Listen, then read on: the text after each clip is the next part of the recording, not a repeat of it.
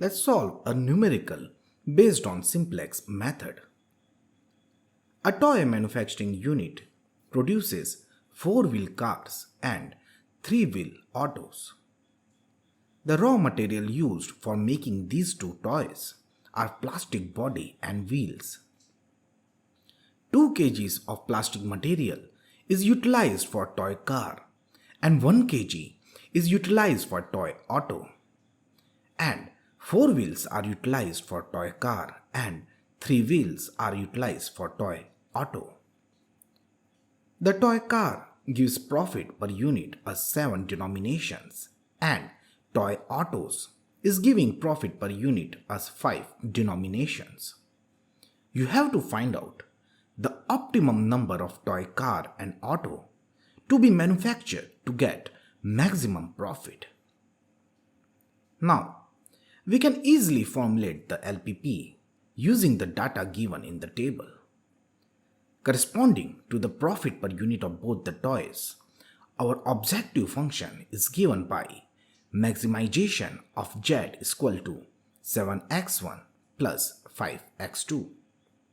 The corresponding constraints would be 2x1 plus x2 less than equals to 100, 4x1 plus 3x2 less than equals to 240. And obviously x1 and x2 are the variables given for toy car and toy auto, and they must be greater than or equals to 0. Now for the first step, we are going to eradicate the inequality. So we will add slack variables in the constant equations. So we would have 2x1 plus x2 plus s1 is equal to 100, 4x1 plus 3x2 plus s2 is equal to 240. And as we have already studied in the last lecture, we are going to add these slack variables in the objective function as well as a general practice. So z would now become as 7x1 plus 5x2 plus 0s1 plus 0s2. So here n is 4, that means 4 variables are there, x1, x2 and s1, s2, and 2 constant equations are there, that's why we are writing here m is equal to 2. So n minus m would be 4 minus 2, that means 2 variables should be put 0. Now we will proceed further to find the initial basic feasible solution. So here we are assuming x1 and x2 as 0, which will give s1 and s2 as 100 and 240. So this is eventually the first solution that we are getting. Now we are going to optimize this solution using the further procedure. So the next step is the table making. Here the basic variables are s1 and s2, which is having values greater than 0, and the non-basic variables are x1 and x2, which we have assumed as 0. So here in this table, c suffix j is the profit coefficient or the profit per unit. Zj is the summation of xi into ci. So corresponding to first column, value of Zj would be 2 into 0 plus 4 into 0, that means 0. And similarly, we can find out the other values of Zj as well. Delta j, on the other hand, is the net evaluation row or opportunity cost row. It is given by Cj minus Zj. This tells us how much to reduce or increase in our solution to ultimately reach to the optimized one. If it's positive, it improves the solution. If it's 0, there would be no effect at all. And if it's negative, it decreases or reduces the solution. So, for maximization, we choose the most positive value of delta j, and the corresponding column is then termed as key column. So with this column, a new variable will enter. Now to know which variable will be leaving the table system, we will solve further by adding a new column, namely theta1, which is given by the formula solution divided by key column corresponding values. This theta is known as replacement ratio. Now after finding the corresponding values of theta, the minimum value will signify the outgoing variable. So x1 will be entering and s1 is leaving the table system.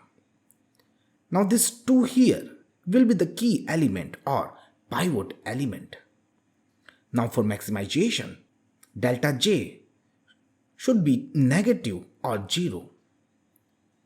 And for minimization, sigma j should be positive or 0.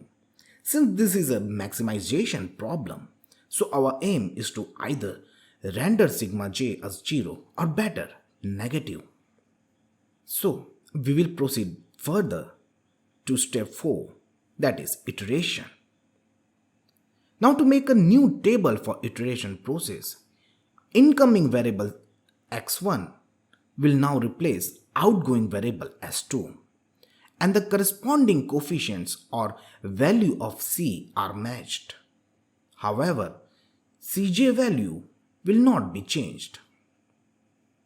Now, the first step that you should take for filling up the new technological coefficient is dividing the key row with the key or pivot element. So we will divide by 2 and we get 1, 1 by 2, 1 by 2 and 0. Also, the solution column cell value corresponding to first row or key row is also divided by 2. So previously it was 100, now it's 50. Now to write the new technological coefficient corresponding to second row, you have to use the formula new number is equal to old number minus corresponding row element into column element divided by key element. For example, the first element in the row corresponding to S2, new number would be given by 4 minus 2, that is the corresponding row element, into 4, that is the column element, divided by the key or the pivot element 2. This gives the value of this particular cell as 0. Similarly, you can find out new values for all the cells. Remember, the value of solution cell corresponding to second row is also found out using the same formula. Now following the same procedure as previous table, x2 will be entering and s2 will be leaving the table. Now, why a second iteration is required? Because all the values of sigma j are not negative or 0. Here 3 by 2 is positive. So a second iteration is bound to happen. So for the second iteration, repeat the same process of finding new values for each cell by the procedure used in the first iteration and make the new table. Since all the values of sigma j is coming up to be negative, the solution can be regarded as optimized. Also, there is no need for adding an additional column of theta 1 because the condition for optimization is reached. That is, all the values corresponding to delta j is either 0 or negative. Therefore, x1 is equal to 30 and x2 is equal to 40. So, when we put the values of x1 and x2 in the objective function, we get the maximum profit as 410 denomination. And hence we can regard that the maximum profit will come from producing or manufacturing 30 toy cars and 40 toy autos.